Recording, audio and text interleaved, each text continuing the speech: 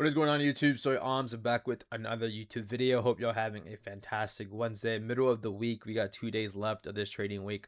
Um, we got a few things to talk about. Uh, so let's just get into it. Number one, yesterday's video was not real. It was not me. I didn't actually blow $1,000 on 2 sets of evals.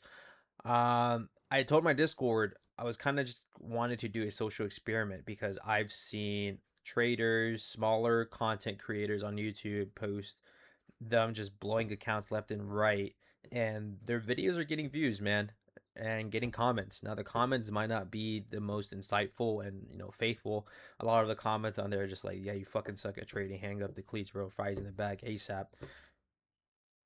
And the other side of comments are like, hey, like you should try taking it slow, you should paper trade, stuff like that. But they're getting views, right? They're getting engagement. And that's just kind of what I feel like my YouTube is kind of just I'm averaging like 40 views, and it's kind of just whatever, right? Although like I do want my goal for the end of the year was 500 subscribers. Am I gonna get to it? Maybe. I mean, there's plenty of months left until the new year.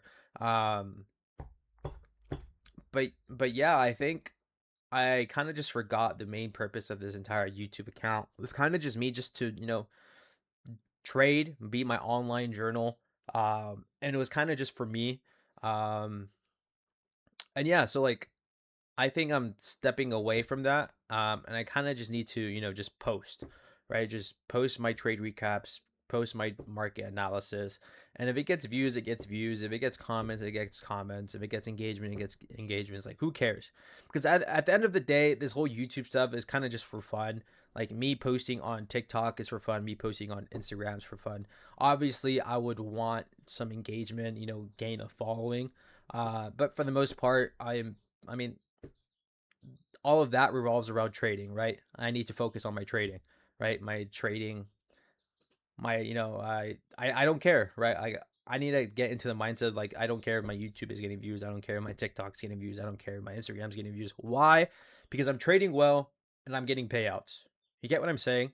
Like none of that matters when in reality the main thing that matters is that I'm trading well, following my system, and I'm getting payouts and I'm being consistent, right? So this whole YouTube, TikTok, and Instagram stuff, although I would like to get a following, get some more engagements, get some more comments, some more subscribers and stuff, you know, it's just gonna come whenever it comes, right? It might take years, but I mean, it's just gonna come. My job here is just to remain consistent. You kind of just post it, right? It might not be the most entertaining, right? Don't get me wrong. Like these trade recap videos might not be the most funny or entertaining, but I mean, I'm posting it, right. This is my online journal. You're gonna subscribe because you like trading content and you like to see how others people view the market or something. I don't know, right? So that's that. Um, those accounts that were blown yesterday were screenshot from Diego. He has to blew 2 more sets, which sucked. So hopefully he could figure something out soon. And yeah, and I had someone in my Discord. Now I have not been posting my eval to payout series on YouTube, but if you go on my TikTok on Arms Trades, I have been posting my trades, right? This was from 4 days ago. This one says the account balance is at 1,100. My account balance is currently at 2,479. If you go on Instagram at Arms Trades, I have been posting the same videos, the same trades. Um, So I have been trading, I have been posting, but it just hasn't been on YouTube. Um, so some guy came into my DMs. He was like, "Yo, just be real with your subscribers or whatever. You blew your top step account. That's why you stopped posting your EVA to payout series." No, brother. Like my top step accounts are sitting nice. My top step accounts are sitting nice, bro. Just stay in your own lane, bro. Don't like worry about yourself. Worry about your own trading, bro. You get what I'm saying? But that's what I need, man. That's what I'm talking about. I need people to like be on my to be on my Johnson. You know what I'm saying? Uh because like if I get hateful comments, like look at this guy, look at this guy, look at this guy. I'm gonna just show you guys this one. No, this was from today. This was yesterday. This guy said, "Nice, bro. 40 points on NQ." So he's like, "Oh wow, you only got 40 points on NQ, bro." Like, "Yeah, you got it. You're gonna be so rich." Blah blah blah blah. He's being sarcastic or whatever.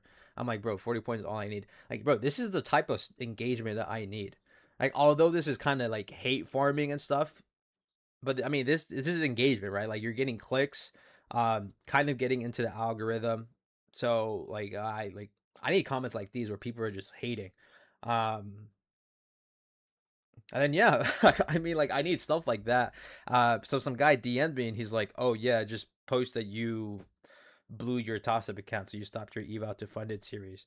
So I need stuff like that. I had wish he had commented that like on my YouTube videos or on like my TikTok or my Instagram or something, right? Because he's just like he's getting me engagement, right? He's getting me clicks, and then that kind of puts me closer into the algorithm to get more clicks, et cetera, to put me into that that certain audience. So yeah, man. I mean, it's whatever. I mean, my accounts are fine. I just showed you guys. So yeah, let's go ahead and get into this trade recap. Um, I did not trade New York AM session. Woke up for PM session. It looks like New York AM session was just a rally to the upside. I just see simple 5 minute continuations everywhere. To be honest, like I mean, 5 minute here. There's another 5 minute here. Uh, there's another 5 minute here. I'm just seeing 5 minute continuations, right? Like this is just literally stairs, like just stepping stones that we're using to continuing to go higher. Um, So yeah, I did not trade New York AM. I woke up for PM, and PM was an absolute masterclass beauty of price action. Um, so higher time frame wise, when I logged into the charts, I had seen that we had taken out this external buy side looking at far left. ES kind of did the same thing. Now, after seeing this buy side get swept, I see that this 5 minute for value got inversed. We also have this 5 minute change in the state here as well. If you care about 1 minute change in the state, your 1 minute change in the state would be down over here um, at this second one. But for the most part, I'm going to be using the 5 minute. So the 5 minute went inversion here, played this retracement into the sell side. Now, I also use standard deviation on this trade. It aligned with this hourly for value gap. If you look here, this hourly for value gap, it is right here. Hourly for value gap, which aligns with the -2 to -2.5 of the standard deviation. So that was kind of my draw. So on the higher time frame I'm still bullish, right? I'm still bullish, but I'm taking a bearish trade. I'm taking a bearish trade because the market is presenting itself a potential bearish trade after sweeping this buy side external that was far left, right? So some people might be like, "Oh, like you're taking a short when like we're obviously bullish on the higher time frame." Yeah, I'm bullish on the higher time frame. I'm bullish on the higher time frame. I actually ended up taking another long. I'm gonna go ahead and talk about this, right? But you have to understand, being bullish on the higher time frame doesn't mean that we just go straight up, right?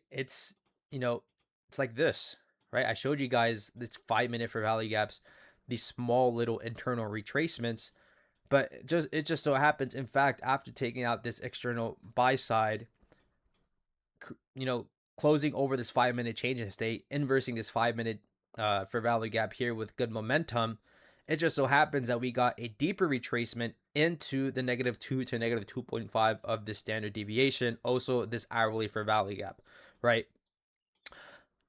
So it's just kind of a deeper retracement, playing the retracement phase after taking external buy side. But on the higher time frame, I'm still bullish, right? I showed you guys, right? We're never going to be looking like this. It's always going to be, looking like this, right? So I'm seeing this again, still being bullish on the higher time frame. I'm seeing that we had swept sell side, that we are respecting this hourly for value gap that we are currently in. Going into the lower time frame, I mean, you could just use this here as well. I mean, right, here's your 1 minute change, here's your 5 minute change in the state. But if you look on the 1 minute, we have this 1 minute change in the state. You have this 1 minute inversion here as well, or this 1 minute for value gap tap in, really depending on you. But I mean, this could have been, another potential entry to continue longs up to this buy side here. So internally, I'm seeing a model here, right? So here's sell side of the curve and here's buy side of the curve. So I'm seeing internal market maker buy model, market maker sell model. But again, if you look on the higher time frame, still bullish, right? Like, I mean, this was literally just a retracement back into this hourly to do what? To continue to go higher, right? So again, on the 5 minute, the way we're having these little 5 minute for valley gap small retracements is kind of the same thing, but it just happened to be on the hourly, right? We're having an hourly retracement to do what? Continuing to go higher. Now, what would I need to see some shorts to maybe, I don't know, potentially go lower? Well, first of all, I need to see this 1 hour for value gap go inversion. For starters, I need to see this hourly for value go inversion. You go on the lower time frame, like 5-15 minutes, see some sort of internal SMT to validate us going lower.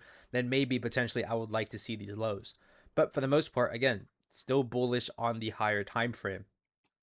Kind of just playing that 1 hour retracement into this -2 to -2.5. So I see this